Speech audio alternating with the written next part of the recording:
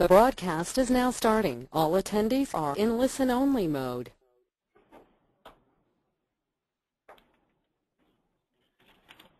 Good morning, and thank you for joining us. My name is Richard Lafredo, President and Founder of the Financial Literacy Group, a training and development company.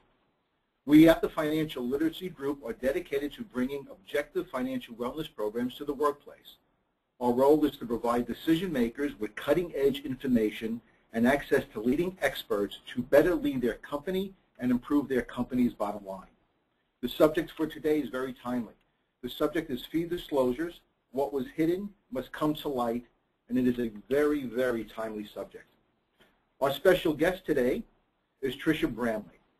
Trisha Brambley is President of Retirement Playbook, Inc., providing broad-based financial education to employees and permanent workshops to plan investment committees. Ms. Brambley is frequently quoted in the press, including the Wall Street Journal, USA Today, and the Philadelphia Inquirer.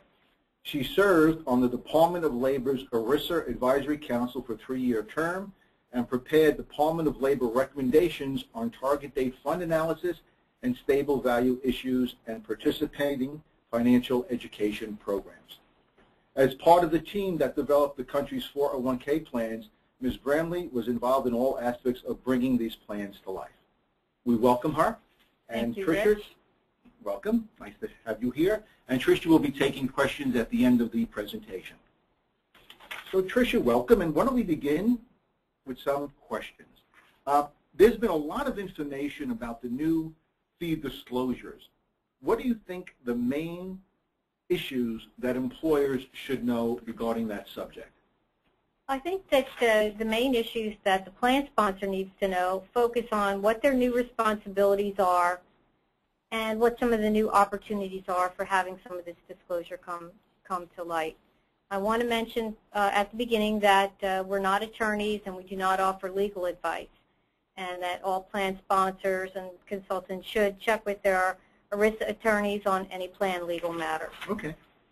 So we're not going to go over the details of the regs. We'll leave that to the attorneys, as you suggest, but we'll focus on the important things to know. Yes.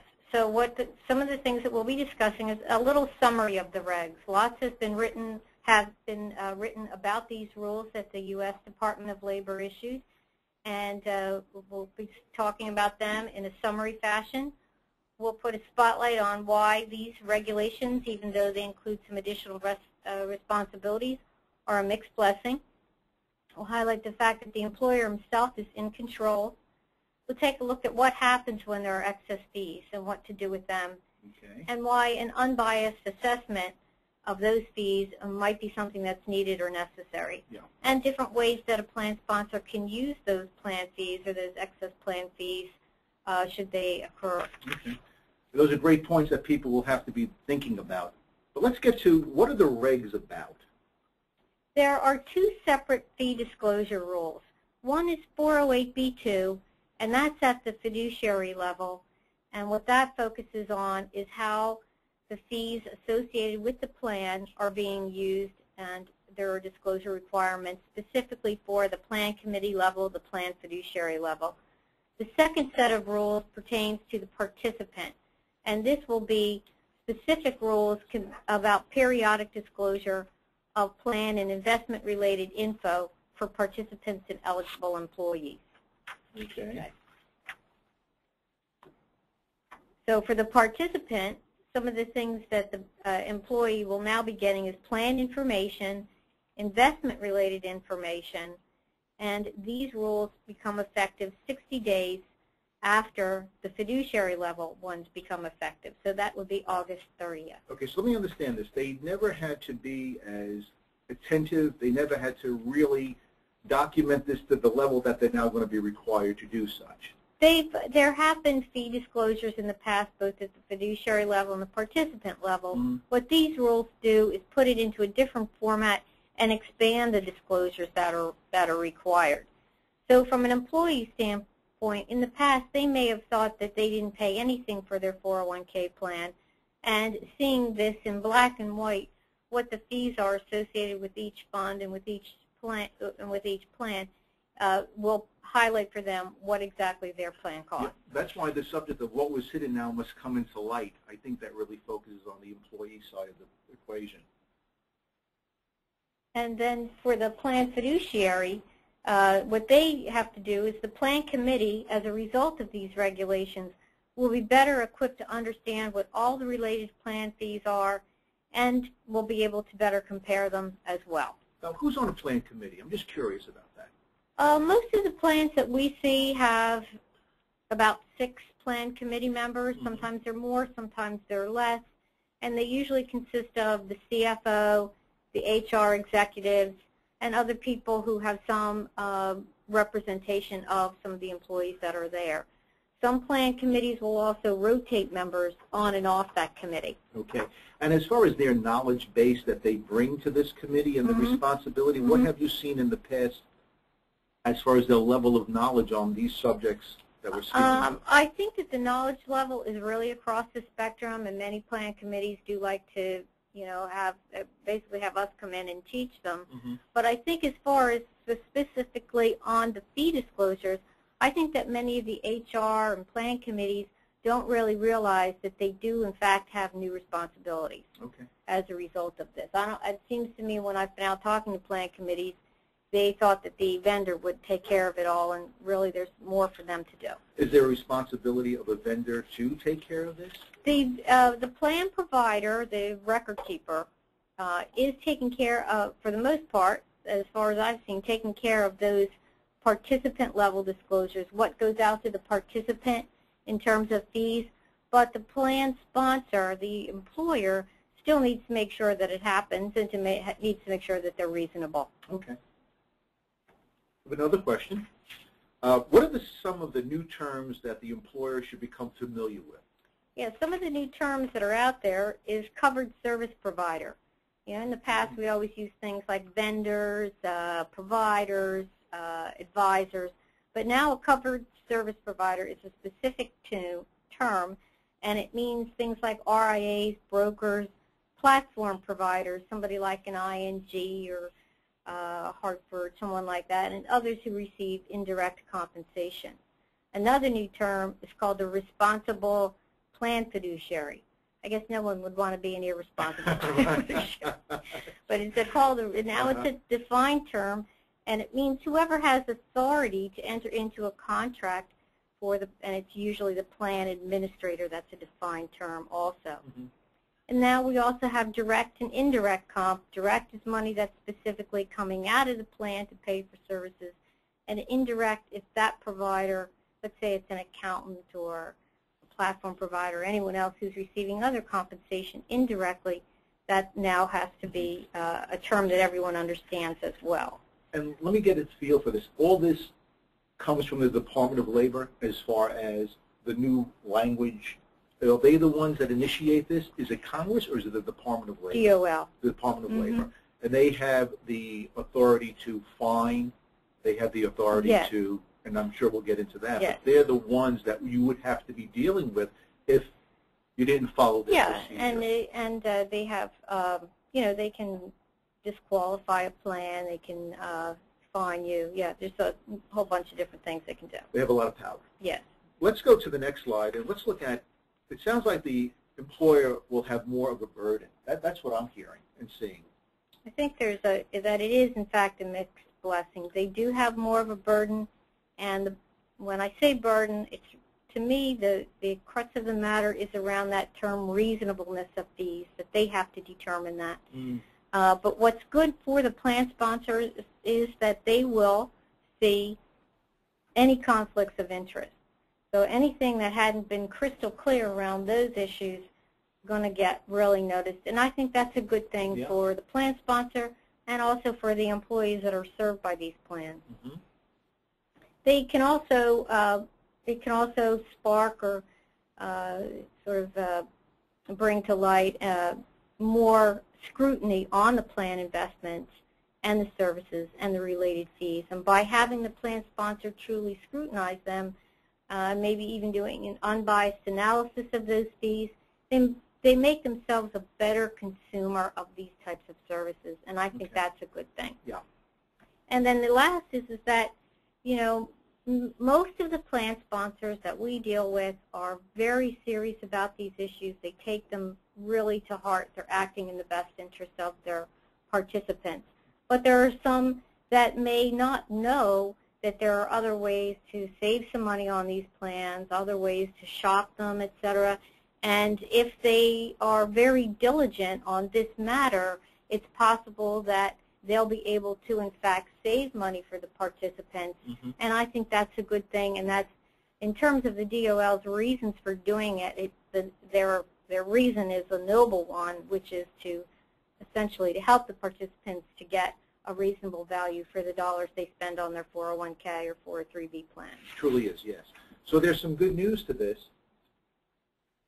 And that is that the good news is really that the employer is better, will have better information to make decisions, and they will need to scrutinize the fees a bit more. And not only the investment fees, but anything related, such as the advisor fees, all of that will need to be scrutinized better. Okay. And here we are at the advisor's fees. Yeah, advisor's fees, if they're paid from the company itself, the company writes a check, that's fine. And then if the employer wants to benchmark those fees, it's because it's a good reason, good business practice to do that. Mm-hmm. However, many advisors' fees come directly from the plan. And now, when those fees are crystal clear to the employer, they have to look at that and determine if it's reasonable. Mm-hmm. And the employer, you know, has to make a call on that and can't rely specifically and only on the advisor telling them that their fees are reasonable. Okay. Just like in the past, they probably didn't rely only on the vendor to tell them that their fees are reasonable, and that periodically taking a look or accessing some other survey data might be the way to go to check that. Is that going to be done once a year, this evaluation, or is there more frequently evaluating? Well, they don't. The determination of reasonableness is usually made when the contract, these rules become effective as of July 1, so it's sort of in effect now. Mm-hmm. And then whenever that contract with the plan sponsor changes, they'll need to reevaluate it again. Okay. So as a best practice for a plan sponsor or investment committee might be to periodically look at that benchmark or benchmark those advisor fees and those provider fees, you know, every so often, every 3 years or whatever they determine to be reasonable. Okay. So we're talking about new responsibilities. And here's the question. Some advisors and some pay the bill, but how will the employer's responsibilities change? The employer now has a duty to get the disclosures. That's why when I said some HR executives and some CFOs don't realize that the ultimate responsibility is now in their court to get those disclosures, make sure they're reasonable, and if they don't get the disclosures in time, there's a little format for them to request it. And if they still don't get it, they ultimately have to terminate the relationship with that service provider and then notify the Department of Labor. Yeah. Is there a liability to them now? Or was it always there? It was probably always there, but these new rules do highlight more responsibility, and the DOL could, in fact, fine them for these kinds of things. Yeah, and what I'm learning is that there's a personal liability. Oh, yes. There's always been a personal liability at the fiduciary level. The fiduciary standards are the highest standards in the land, basically, and they all revolve around doing everything in the best interest of the participant. Okay. And that hasn't changed. That still remains. Okay. It's just new ways to demonstrate that support. Okay. Here's another question. What are some of the questions that the employer should be asking to do their due diligence, to get a better feel for their responsibilities? I think that some of the questions that they need to ask, perhaps, of their service providers are, you know, how do they determine if those fees are reasonable? Get a crystal clear understanding of exactly what services are being provided. I still hear sometimes at the committee level where a plan sponsor will say, well, I thought my vendor was the plan fiduciary. I thought, you know, Fidelity was the plan fiduciary of the investments or something like that. And, you know, they have to really be asking questions to uncover exactly what their services are and make sure also that they have a contract. If they have a contract with their advisor, they should see if the advisor is a fiduciary or not, and make sure that they understand exactly what's being offered. Okay. I know when there's always this big change, there's always a silver lining, and the question is, how will the regs help? I think that the regs help at the plan sponsor level, because drilling down on this issue can help the plan sponsor to be in a better position to negotiate, get a better deal potentially, and certainly it's always good to have as much knowledge about this as you can. And they may be in a position to benchmark or shop for all the service providers, and perhaps get something that is 100% what they want. Okay. Could you provide an example? This is an example of how fees from a provider's level, let's say the vendor, how they might work. It could be that, just to make the numbers easy to work with, if the vendor says that their required revenue to run the plan is $150,000, but they're receiving $200,000, there's an excess revenue $50,000 more than what they need just to run the plan. So if there's an excess revenue of $50,000, the plan sponsor has to make some decisions about what to do with anything that's above what they minimally need to run the plan. Okay. So what we're always looking for is remedies and solutions. So if the plan providers are receiving more than they need to run the plan, the plan sponsor can do a couple of different things with that excess revenue, or additional revenue, we'll call it. One is they can do a share class review. Yeah. And what that means is that if the share class has built-in fees to it that are, higher than they need, if there's a lower share class, then the plan sponsor should look at that. Okay. And I would say that's a very big thing the plan sponsors need to really get familiar with doing, because if you don't, I think, and you don't have that documented, you may have some explaining to do another day. Yeah. But the share class, as I said, some of them, if you can't knock it down to a lower share class because it's either already at the lowest share or a cheaper one simply isn't available, then another thing that the client can do or the plan sponsor can do is develop an ERISA budget. And that's a budget for any of these additional fees that are in the plan that are needed to pay other plan-related expenses besides the administration. So like an accountant, attorney, an advisor. Yeah. So there's positive uses for the dollars that will be saved within the organization for a multiple of other possibilities to use those dollars for. Yes. That are really positive as far as the company's bottom line. Yes. Okay. So another possibility, I've seen this more in the past couple years than before, is to cap fees for participants. So if there is more, you could go back and negotiate something with that vendor so that there's a per head cost for each participant and that it doesn't exceed X dollars per head. So that's a possibility. And then the last one to mention is some plan sponsors have said, well, if we have more than we need and we're paying for all those other expenses out of company assets rather than from the plan, then we could allocate any of that excess back to participants. But I haven't seen that be a big dollar amount per participant, so it may not win you any, accolades for doing that. But there are plans. I've seen lots of plans take that approach as well. Yeah, it's good to have it as an option on the table. Yes. So it just adds another dimension to the possible savings and where they could go. Yeah, and really the point here is that first the plan sponsor has to understand the fees, figure out if they're reasonable. If there's more in there than the vendor needs to pay for the admin, then you can use some of those additional fees for certain expenses, or you could create an ERISA budget. You should always take a look at reviewing those share classes every single time you make a change, or you could allocate it to the participant. Yeah, it seems like there's a new responsibility or a highlighted responsibility, but the potential is there to be saving dollars, and that's invaluable.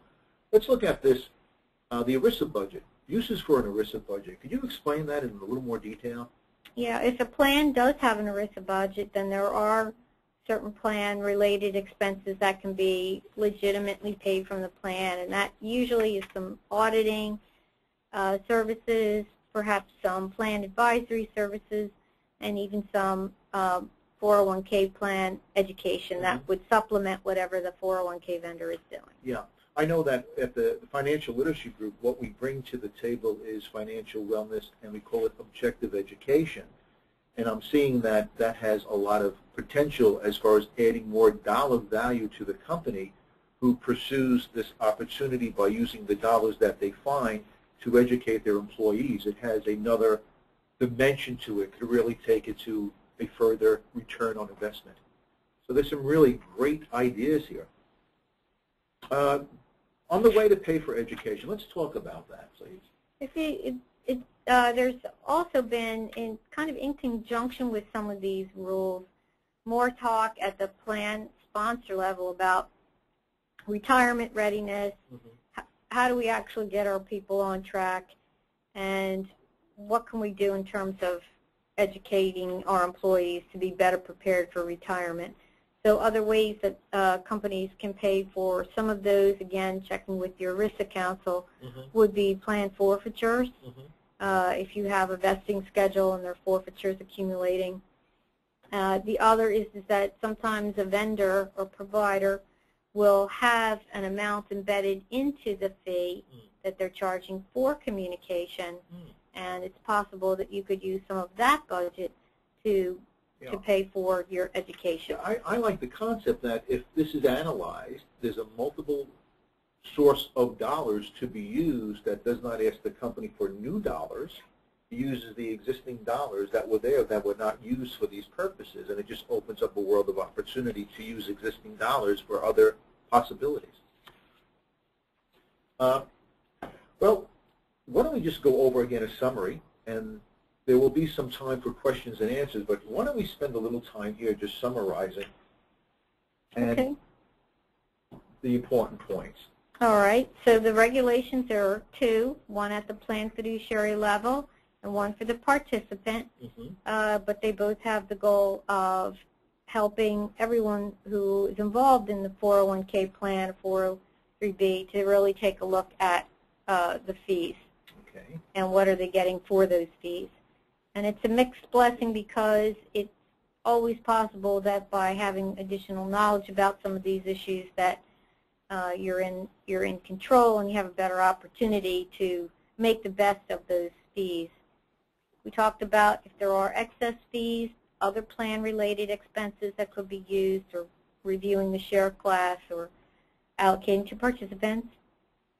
And we talked about, if a plan sponsor would like to have an unbiased fee assessment of the plan service providers or of the advisor, that's something that we can do. And we talked about different aspects of plan fees and different ways to use them. Now, Tricia, in your experience, have you seen anything different in the last couple of months, different issues that have taken place, where you were sort of looking at what is taking place in this world and you found a big change? I think you mentioned something in an earlier conversation. I think that basically what I've seen is that I'm not sure that all the HR people realize that they have this new responsibility. And that and that they've relied so much on the plan vendor that I think there's been a shift here towards the employer to take on some of these responsibilities. And at that committee level, those people, they're not on the committee, they're not earning extra money to take that job. I understand. And they have other responsibilities. So I think that staying educated on these topics will pay off in terms of keeping them out of trouble, as well as doing right by the plan participants. And as you stated earlier, you'd like to reiterate that. Yes, I'm not an attorney. We're not attorneys, and We don't offer legal advice, so any suggestions that you're considering, you should consult with your attorney. Yeah. Well, Tricia, thank you for this time and your professional insight. It was really invaluable, and I think it adds a lot of knowledge to our audience that was not there before. So what we'd like to do now is just take some questions, and we'd like to open that up. You have a question on your panel on your screens. You should see a little hand. If you click on the hand, we'll allow you to speak to the group, and we'll handle your questions.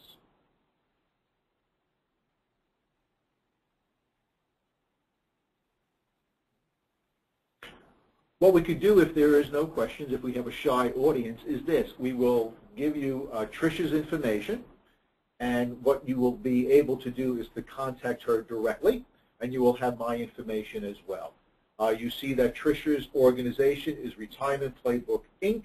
You will see her phone number, and you will see her website address. You have myself, Richard Lafredo. You have my phone number, and you have our email address, our website address. So we want to thank Trisha for a wonderful insight as to what will be taking place. And as Trisha explained, this legislation is on board for July 1st, I believe. Right, and participant August 30. And then August. So, you know, it's approaching us quickly. There's going to be a lot of questions for us to be answering for our clients. And I know that we could bring a lot of value to folks who are our responsibility, who are just not aware of this as of yet. So we'd like to thank our audience for our time. On behalf of the Financial Literacy Group, we would like to thank Trisha Brambley for her insight and for her timing of this really insightful subject. Trisha, thank you again. Thank you. Pleasure.